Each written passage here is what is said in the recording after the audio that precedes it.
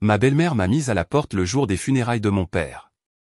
J'avais 19 ans, seul sous la pluie battante. Elle a dit, cette maison n'a jamais été la tienne. Ce qu'elle ne savait pas? Mon père lui avait laissé un cadeau qu'il a fait hurler au tribunal. Je m'appelle Yvonne, j'avais 19 ans. Je me tenais seul sous un parapluie noir qui ne me protégeait qu'à moitié. La pluie trempant l'ourlet de ma robe et trempant mes chaussures plates usées jusqu'à la peau. Le vent coupait de travers le cimetière, poussant l'odeur de la terre mouillée dans mon nez et ma bouche jusqu'à ce qu'elle tout recouvre. Mes dents, ma gorge, mon chagrin.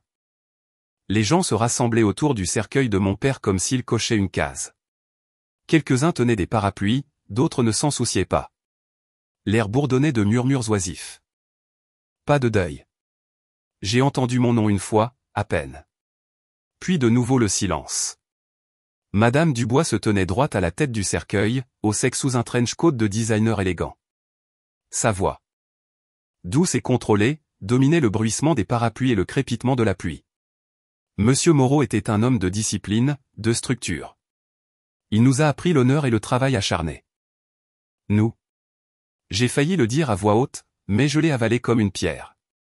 Sa voix ronronnait, une litanie de demi-vérités polies. Pas une seule fois elle n'a mentionné les heures qu'il passait à m'aider à construire une radio solaire en 4e. Ni la façon dont il achetait toujours 2 parts de tarte pour que je n'ai pas à choisir. Pas une seule fois elle n'a dit Yvonne. Comme si j'avais déjà été effacé de la photo de famille qu'elle prévoyait d'encadrer. Les gens hochaient la tête. Quelques-uns esquissaient de demi-sourires comme s'ils la félicitaient pour une fusion réussie, pas pour l'enterrement d'un mari.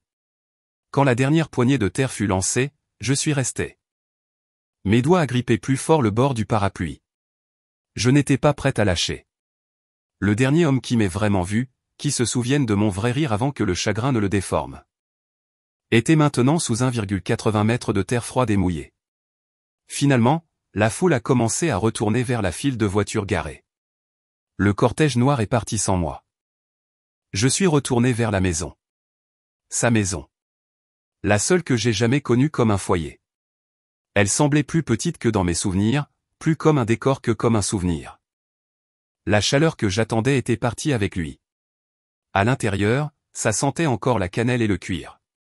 L'odeur de mon père s'estompait déjà. Je suis entré dans le salon pour chercher le vieil album de famille et sa montre de poche, celle qu'il portait toujours au tribunal, disant « Le temps est une question de dignité ». Elle sonne encore. Juste au moment où je la glissais dans la poche de mon manteau, Madame Dubois est apparue dans le couloir. Elle ne pleurait pas. Pas du tout. « Tu ne devrais pas être ici », a-t-elle dit, sa voix aussi froide qu'un plan de travail en marbre.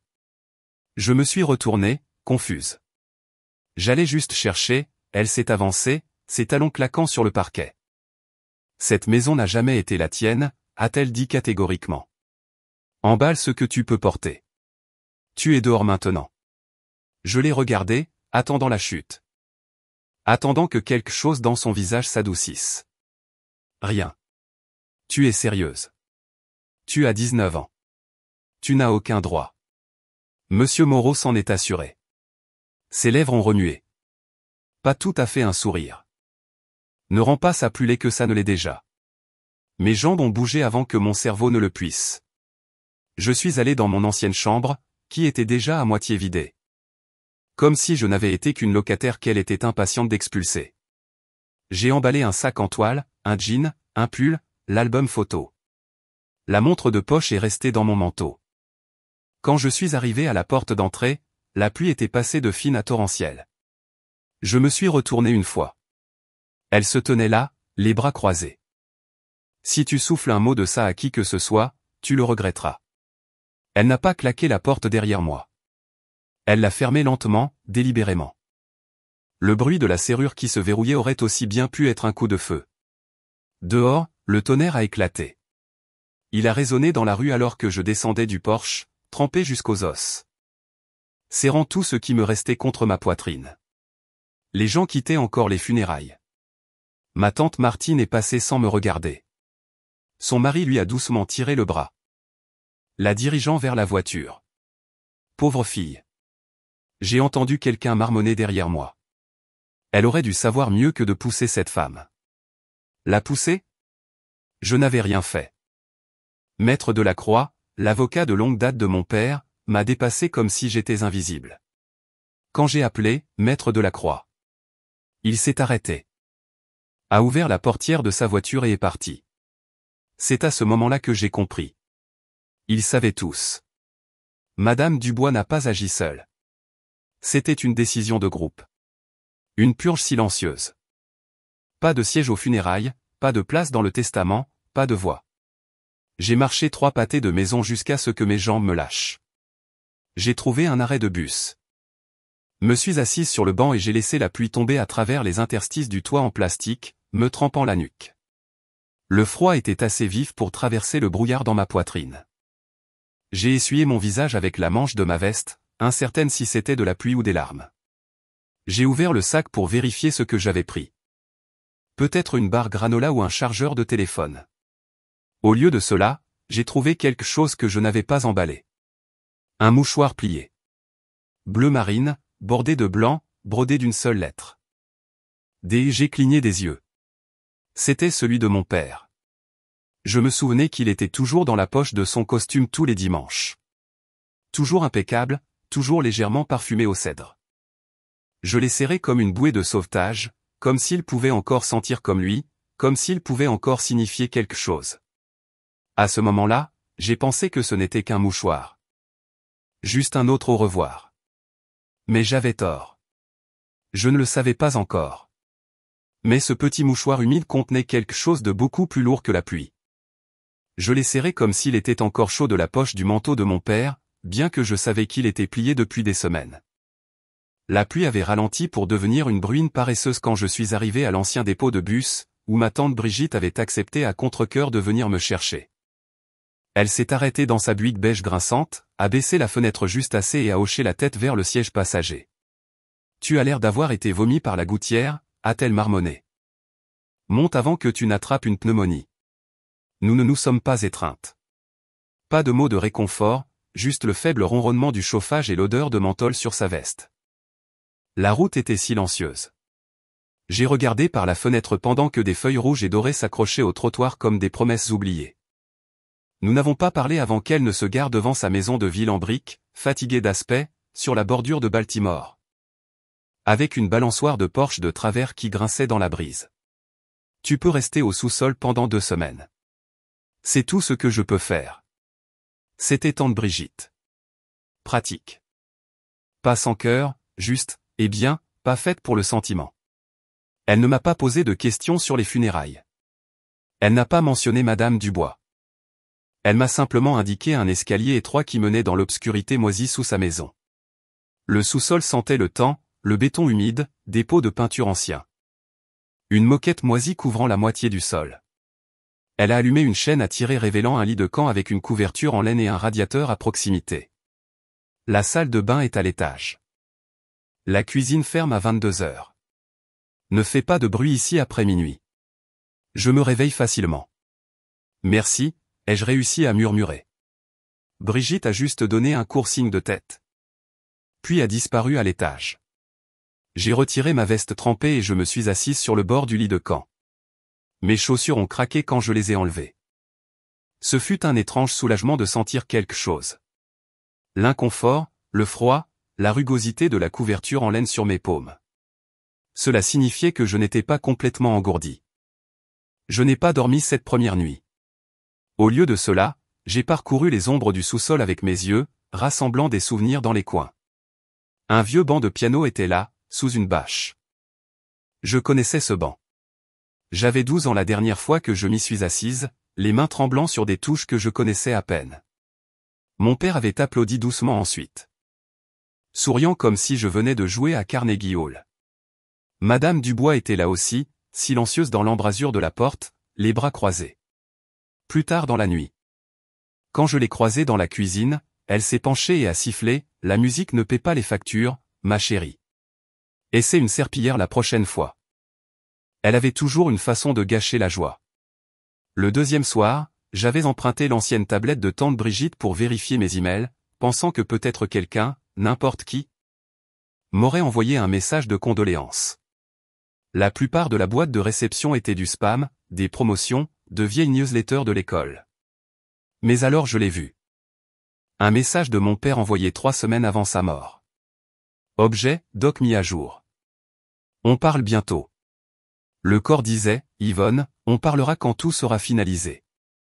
Sache juste que je me suis assuré que tu étais protégée cette fois. Je suis désolé que cela ait pris si longtemps. Il n'y avait rien d'autre, aucune pièce jointe, aucune explication. Juste cette seule ligne cryptique. J'ai fixé l'écran si longtemps que la batterie s'est déchargée. Le sous-sol s'est à nouveau plongé dans l'obscurité. Mais les mots sont restés allumés dans mon cerveau comme du néon. Il avait changé quelque chose. Il avait essayé de me protéger, mais rien n'avait été lu aux funérailles. Sauf la copie standard du testament. Le nom de Madame Dubois partout. Le mien, aucune mention. Ce n'était pas le chagrin qui me coupait le souffle alors. C'était le doute. Le Jean laid. Celui qui pousse comme de la moisissure dans les coins sombres. Pourquoi sa mise à jour n'a-t-elle pas été lue?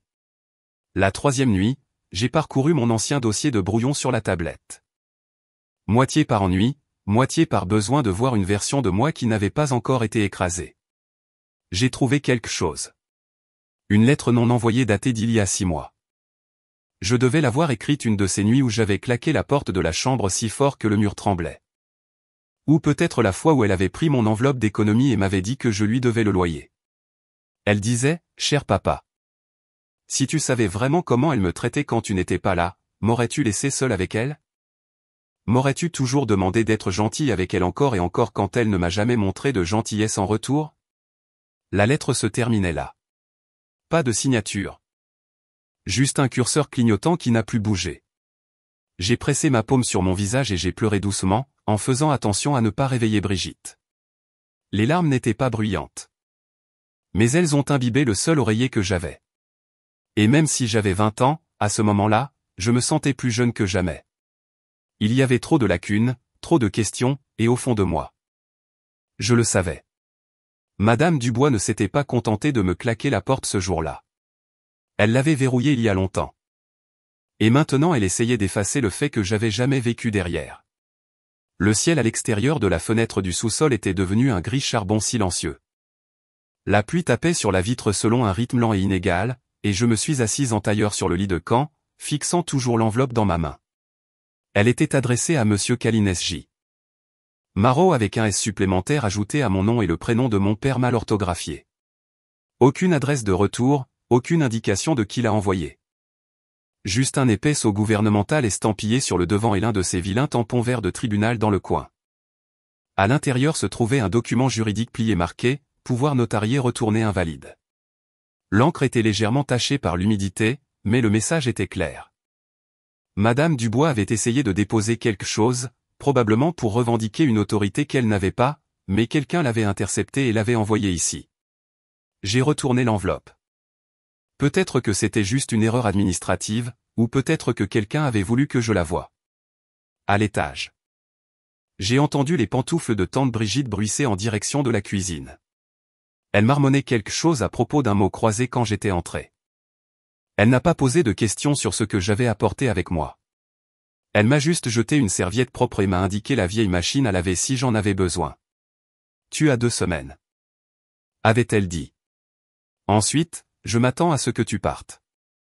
Je suis trop vieille pour jouer à la propriétaire. Juste. J'ai glissé la lettre dans la poche de mon sweat à capuche et j'ai grimpé les escaliers.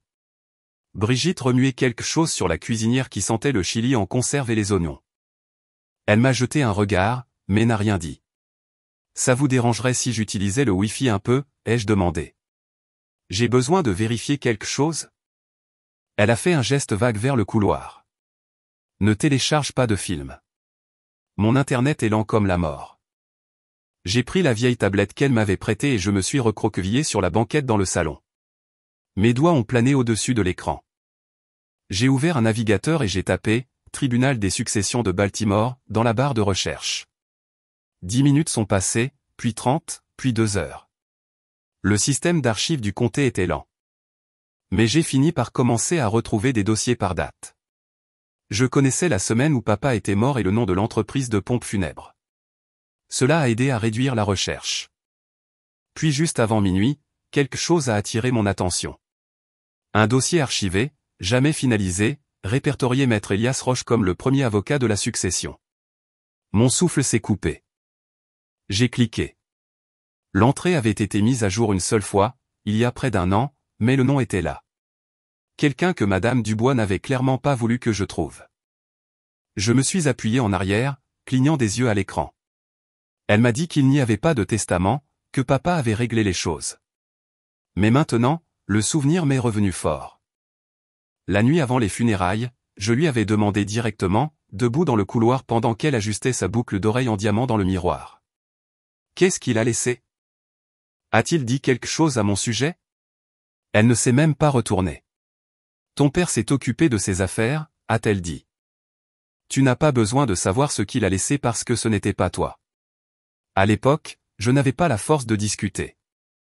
J'étais encore sous le choc de l'appel, de la vision de son corps. Du silence horrible dans la maison que nous partagions autrefois.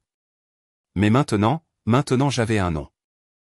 Je l'ai écrit sur un bout de papier de reçu que j'ai trouvé dans le tiroir à bazar de Brigitte.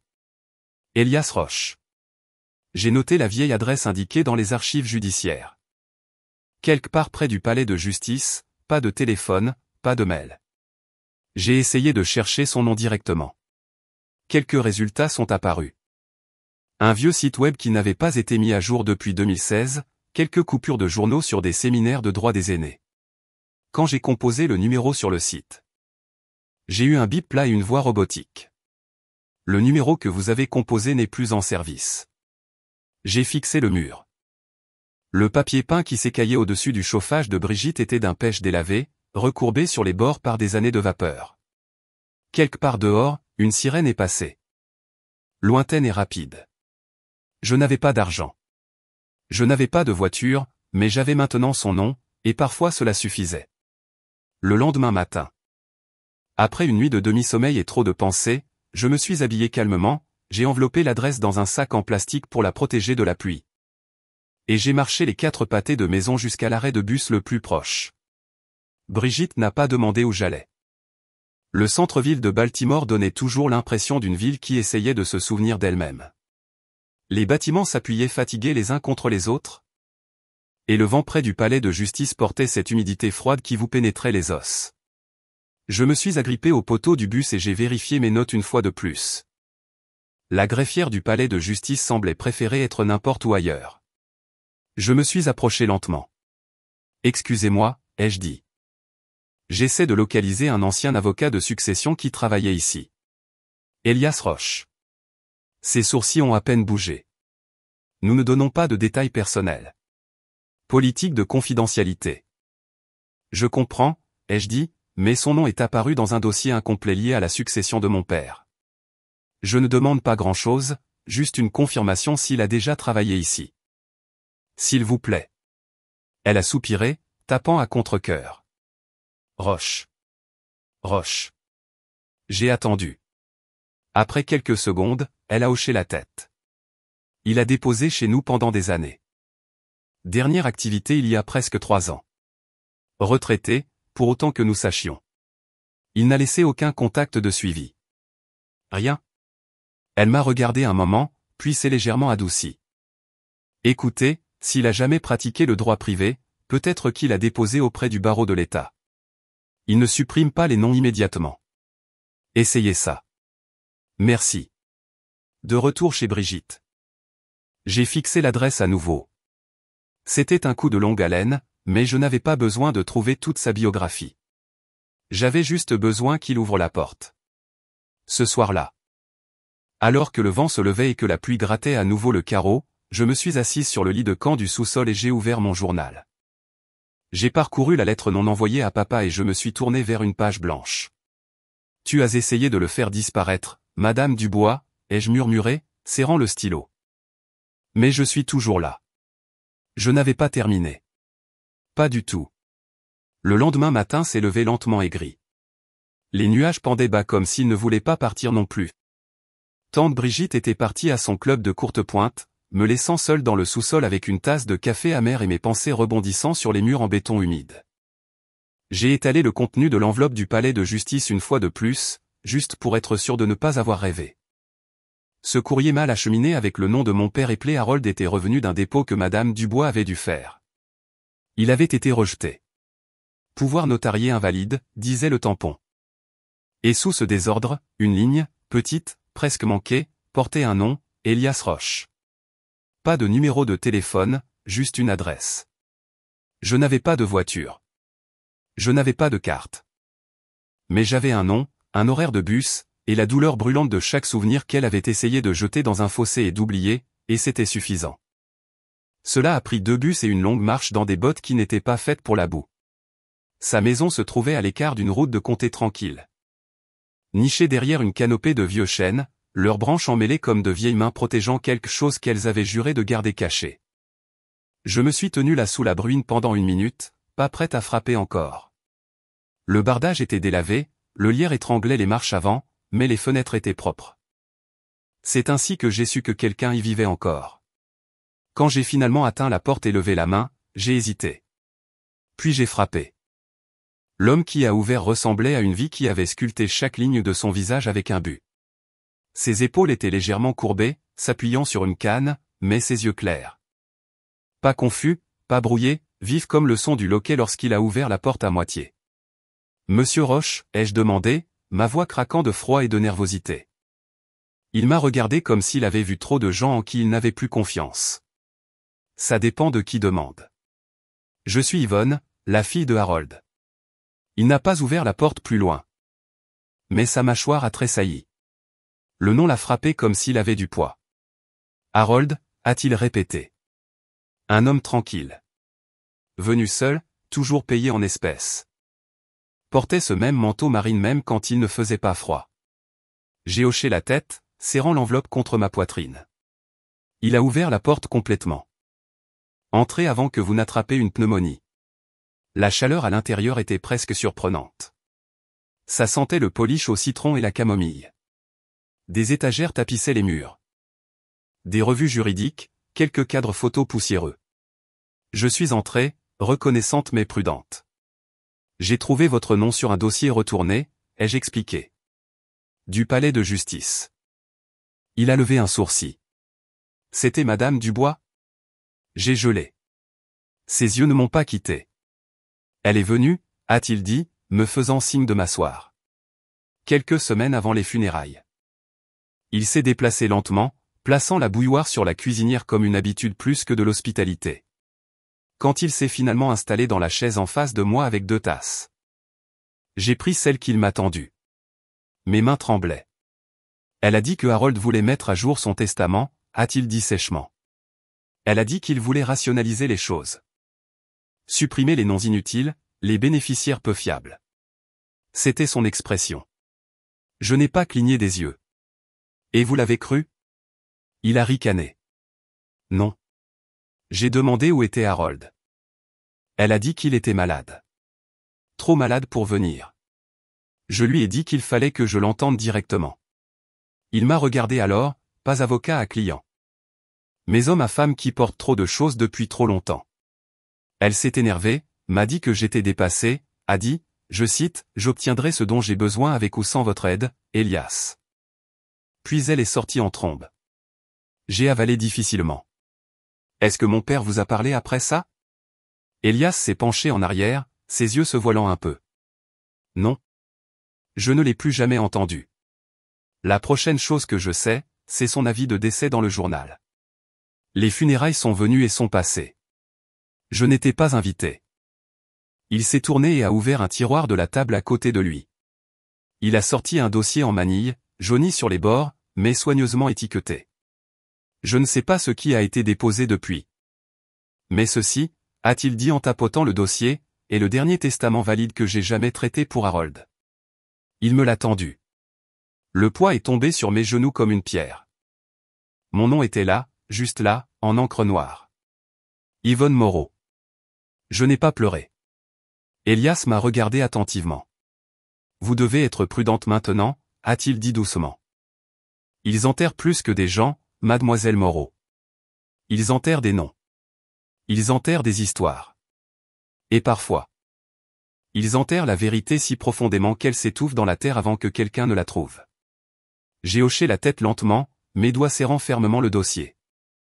Alors que je retournais dans l'après-midi gris, une pluie légère a de nouveau effleuré mes épaules, plus douce cette fois, comme un avertissement, pas une punition. J'ai regardé les arbres. La route sinueuse devant moi, et le dossier pressé contre ma poitrine comme une armure. Je n'avais pas de voiture. Je n'avais pas d'avocat. Mais maintenant j'avais la vérité. Et un nom qu'il ne s'attendait pas à ce que je me souvienne. Avec le testament original en main, je ne réalisais pas à quel point la prochaine étape serait dangereuse. Mais alors que je descendais de ce bus de ville et que je montais sur le trottoir craqué près de la petite maison de tante Brigitte, quelque chose dans ma poitrine a changé. Je n'avais pas peur. Je n'étais pas triste. J'étais affûté. Comme si quelque chose en moi s'était enfin réveillé après des années de silence. Le porche a grincé sous mes bottes. Elle a ouvert la porte avant que je ne frappe. Tante Brigitte avait toujours eu ce sixième sens, celui qu'on n'apprend pas. Il est juste là. Incrusté dans les os des femmes qui ont vécu assez longtemps pour arrêter de s'excuser. J'ai vu les nouvelles, a-t-elle dit doucement. Le discours de Madame Dubois à la commémoration. Ce serpent peut pleurer sur commande, je le jure. Je suis entré, et l'odeur de cannelle et de vieux bois m'a accueilli comme une couverture. Sa cuisine n'avait pas changé depuis mes 12 ans. Les mêmes rideaux à carreaux, la même bouilloire cabossée sifflant faiblement sur le brûleur arrière. J'ai posé le testament sur la table entre nous. Elle a ajusté lentement ses lunettes. Plissant les yeux. « Tu es sûr que c'est réel ?» a-t-elle demandé. Elias Roche me l'a donné, ai-je dit.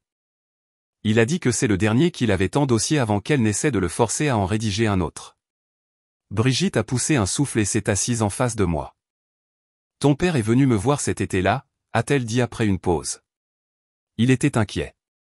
Il a dit qu'il craignait à quel point Madame Dubois pouvait être persuasive quand elle voulait quelque chose. Elle a tendu la main vers le tiroir à côté du réfrigérateur. En a sorti une enveloppe en manille et l'a posée. À l'intérieur se trouvait un reçu d'un notaire mobile, un nom entouré à l'encre rouge. Lance Carwell.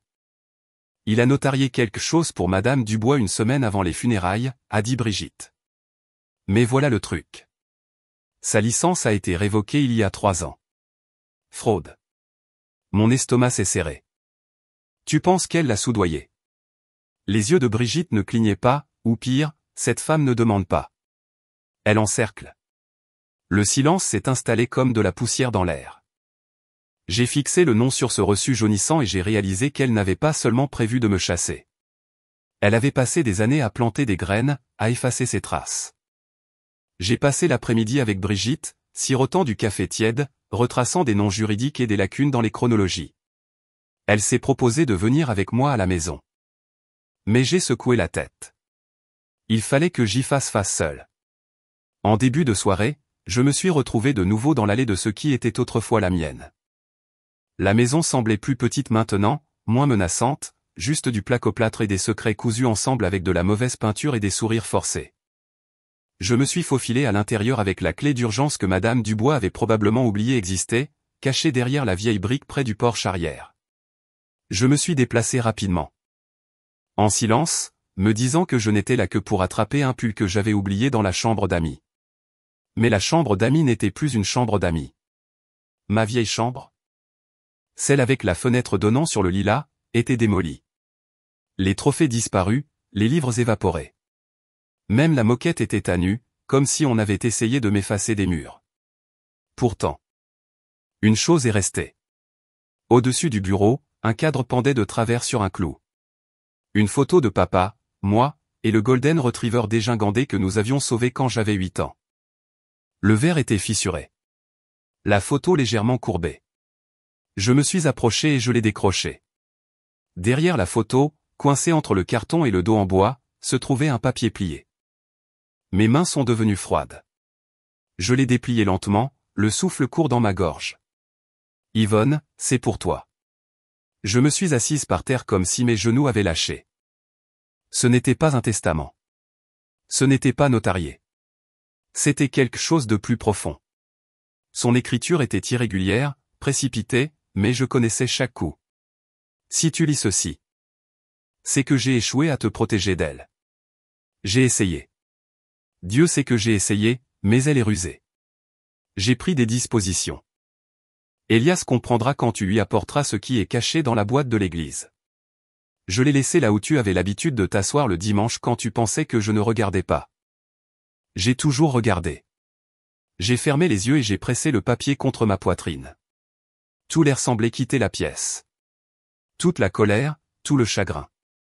Cela s'est calmé un instant pour quelque chose de plus dangereux. La concentration. Il savait.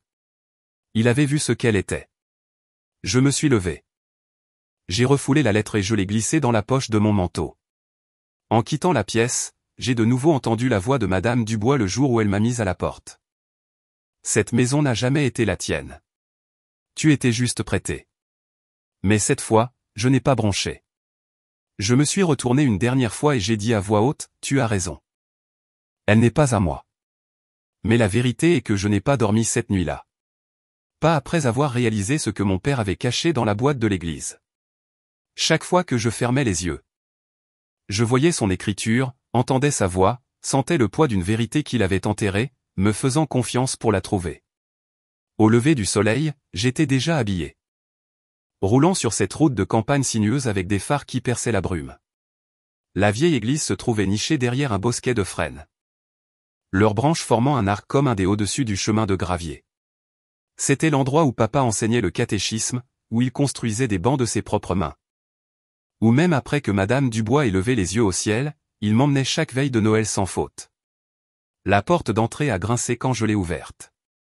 Ça sentait la cire d'abeille et le cèdre. Une faible lumière filtrait à travers les vitraux, projetant des couleurs brisées sur le plancher de bois franc. Je me suis avancé lentement, le cœur battant, jusqu'à atteindre l'autel. Derrière, à moitié cachée sous le bord de la chaire, se trouvait la vieille boîte d'offrande.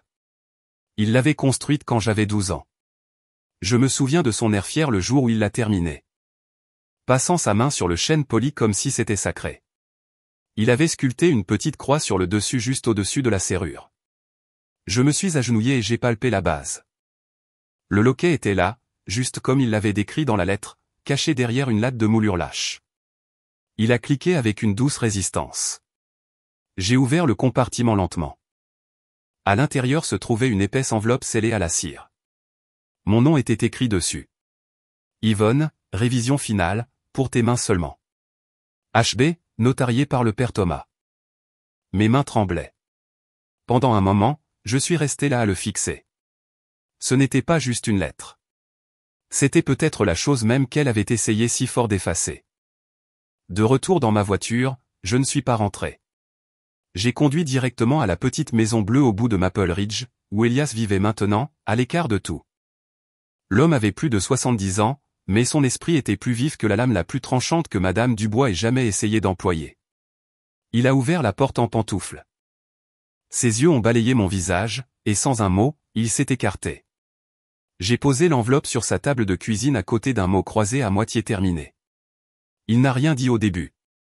A juste retiré la cire avec précaution, a sorti le document et a ajusté ses lunettes. Puis il a exhalé doucement et bas. C'est ça, a-t-il dit. C'est le vrai. Il a parcouru les pages. S'arrêtant à la signature, son front plissé. Notarié. Le père Thomas a témoigné, daté 3 semaines après la version déposée. Et j'ai demandé, même si ma poitrine le savait déjà. Elle n'est pas dedans. Pas un mot. Tout, les terres de ton père, ses parts d'entreprise, même ses lettres personnelles, va à toi.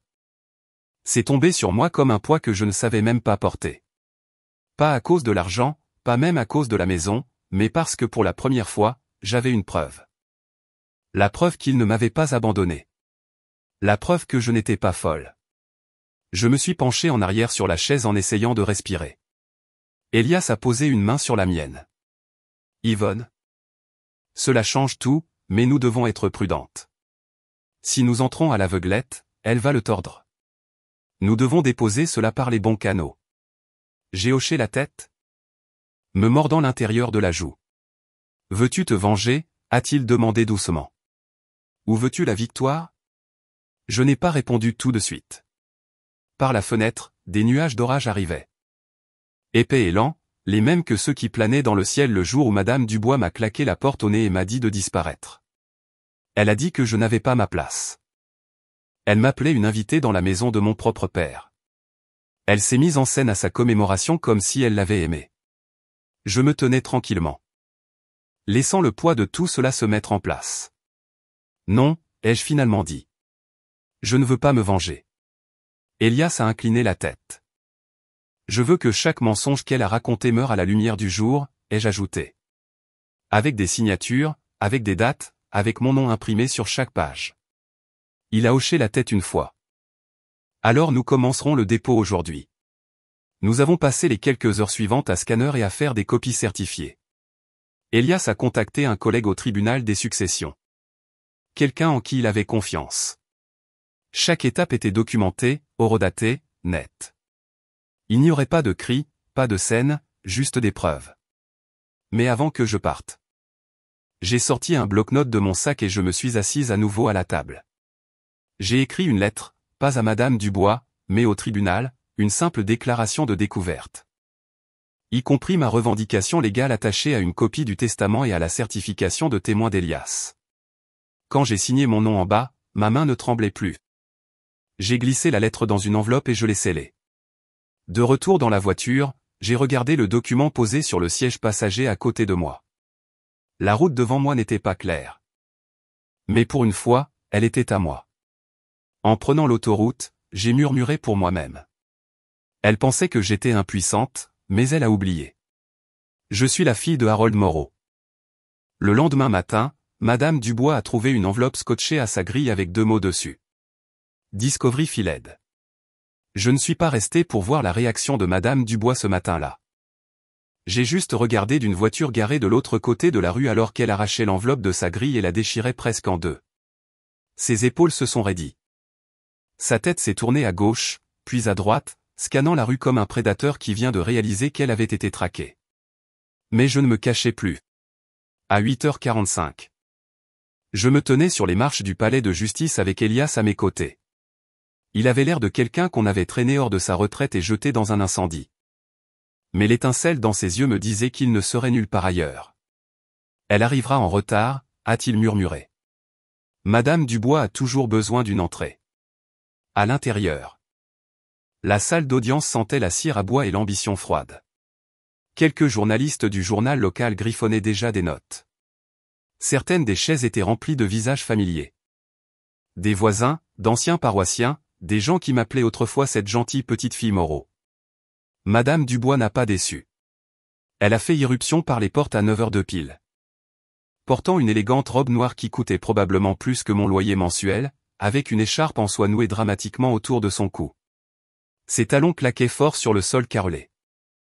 Elle n'a pas jeté un regard dans ma direction, elle a juste filé vers le banc du juge comme si elle possédait la pièce.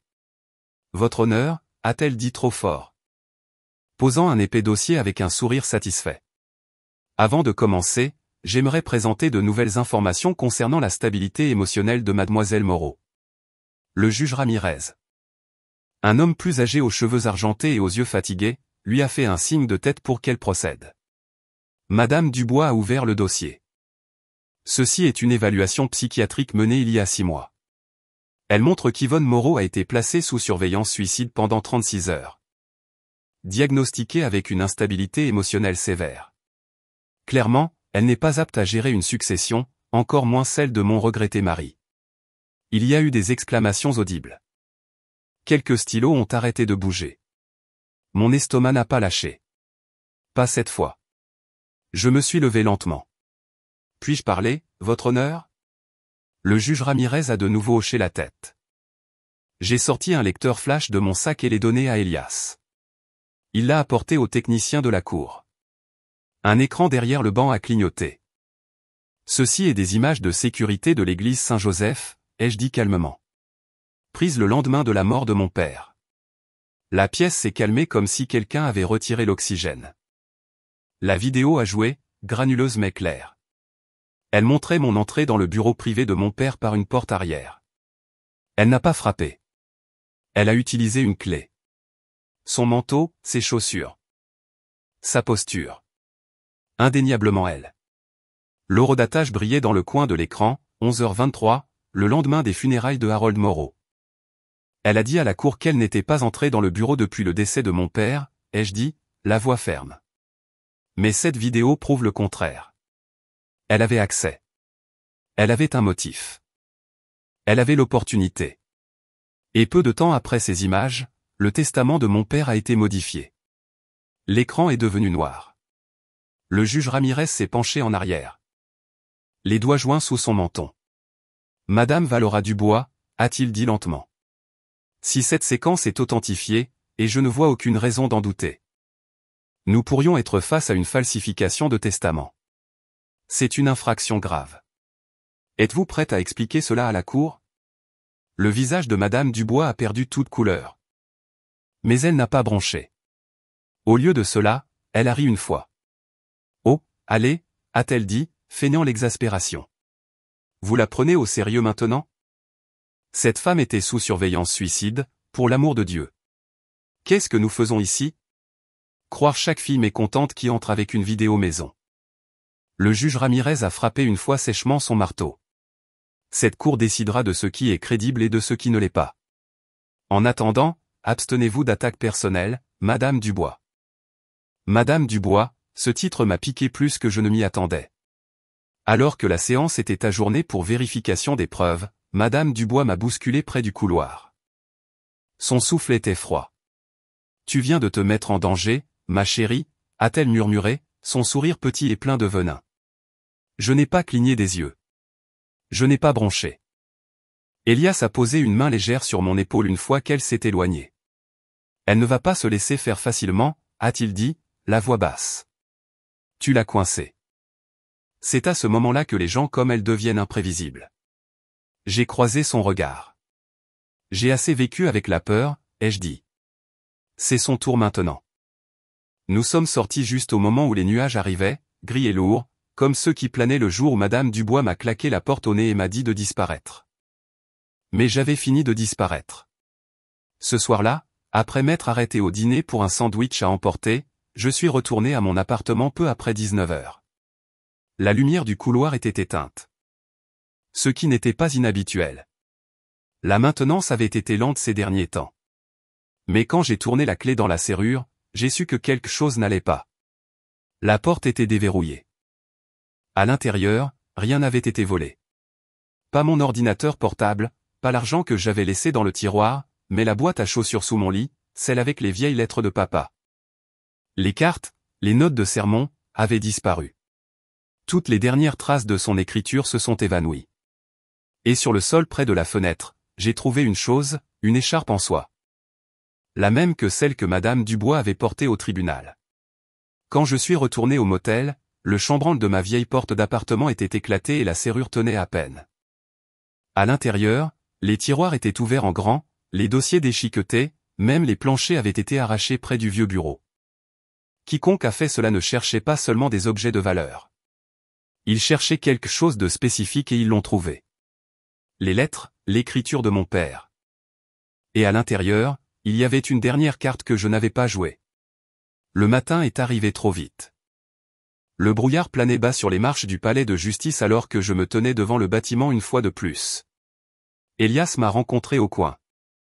Vêtu d'un costume gris fatigué et tenant deux cafés. « Tu vas bien ?» a-t-il demandé doucement en me tendant un café. « Non, ai-je dit, mais je suis prête. » Nous sommes entrés par la sécurité. Et je pouvais déjà entendre des murmures dans le couloir. Des reporters locaux se pressaient près du mur, caméras éteintes, mes oreilles vives. Madame Dubois avait fait de tout ce gâchis un cirque. Et elle en était la meneuse. J'ai gardé les yeux fixés devant moi alors que nous entrions dans la salle d'audience. Le juge Ramirez a levé les yeux de son banc, hochant la tête sèchement. Elle avait l'air de ne pas avoir dormi non plus. Madame Dubois est arrivée quelques instants plus tard. Vêtue de la tête aux pieds d'une robe noire du matin avec des poignets en dentelle et un grand chapeau. J'ai failli rire. Elle ressemblait à quelqu'un qui essaie de gagner un concours de costume pour une veuve en deuil. Mais sous le mascara et la fausse tristesse, il y avait une tension dans ses épaules. Elle sentait venir les choses. Lorsque la cour a été convoquée, j'ai attendu la fin des déclarations liminaires. Et puis, calmement, sans fioriture, je me suis levé. J'ai marché jusqu'au bureau du greffier et j'ai remis une petite enveloppe crème. À l'intérieur se trouvait une copie numérisée d'un acte. Pas n'importe quel acte. Il provenait de la boîte de sécurité de la First Lincoln Bank. Mon nom y était, la signature de mon père, datée d'1 an avant sa mort. Notarié, témoigné à ma fille Yvonne, disait-il. Pour qu'elle sache toujours que cette maison est la sienne. Des exclamations ont parcouru la salle d'audience. Même le juge Ramirez s'est légèrement penché en avant, sa bouche se resserrant. J'aimerais appeler un témoin, ai-je dit calmement. Monsieur Howard de la First Lincoln Bank. Un homme plus âgé s'est levé des bancs derrière nous, légèrement voûté, des lunettes cerclées. Mais d'une voix ferme. J'ai personnellement géré l'accès à la boîte de sécurité de monsieur Harold Morrow, a-t-il commencé. Il est venu en avril de l'année dernière avec cet acte exact. Je l'ai notarié moi-même. Je m'en souviens parce qu'il était très précis pour vouloir qu'il soit protégé en cas de confusion. Madame Dubois s'est levée si vite que sa chaise a glissé en arrière. C'est impossible, a-t-elle crié. Il m'a dit que c'était à moi. La maison devait être à moi. Je me suis levé lentement, gardant mes yeux sur les siens. Sa poitrine se soulevait et s'abaissait dans un panique. Non, Valora, ai-je dit. Il ne t'a jamais dit ça. Tu te le es juste dit encore et encore jusqu'à ce que tu crois ton propre mensonge. Elle a trébuché d'un pas en avant. Tu mens. Tu as dû falsifier ça. Il ne me ferait pas ça. Elias s'est penché et a murmuré au juge, plaçant un deuxième document devant elle. Le juge Ramirez a levé son marteau, sa voix était comme de la pierre. Ça suffit. J'ai examiné l'acte et le témoignage. La Cour statue que le testament contesté est invalide. Le transfert original de propriété à Mademoiselle Moreau est maintenu. L'exécutrice Valora Dubois fera l'objet d'une enquête pour fraude. Le marteau a claqué. Les genoux de Madame Dubois ont cédé. Elle s'est effondrée sur la chaise à côté de son avocat, le mascara tachant ses joues. Sa bouche s'est ouverte, mais aucun mot n'est sorti. Juste un murmure brisé. Ce n'est pas réel. Elle n'était pas censée gagner. Elle était censée disparaître. Le couloir du palais de justice était silencieux. Les reporters griffonnaient vite. Je pouvais sentir la chaleur des appareils photo, mais je continuais à marcher. Dehors. Le soleil avait finalement percé la brume matinale. Je suis sorti dans la lumière, mes chaussures claquant doucement contre l'allée de pierre. En atteignant le banc près de la sortie. Je me suis arrêté. Lentement, j'ai ouvert mon sac et j'ai sorti quelque chose que je n'avais pas touché depuis des années. Un mouchoir blanc plié, doux. Brodé d'une petite marguerite bleue dans un coin.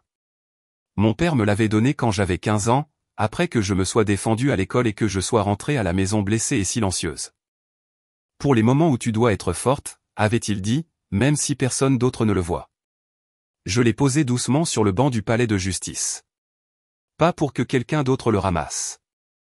Juste pour laisser quelque chose derrière. Un souvenir, une marque, une promesse pour la fille que j'étais et la femme que je suis devenue. La salle d'audience était devenue silencieuse au moment où je suis sorti dans la bruine. Un souffle que je ne réalisais pas avoir retenu s'est lentement échappé de moi.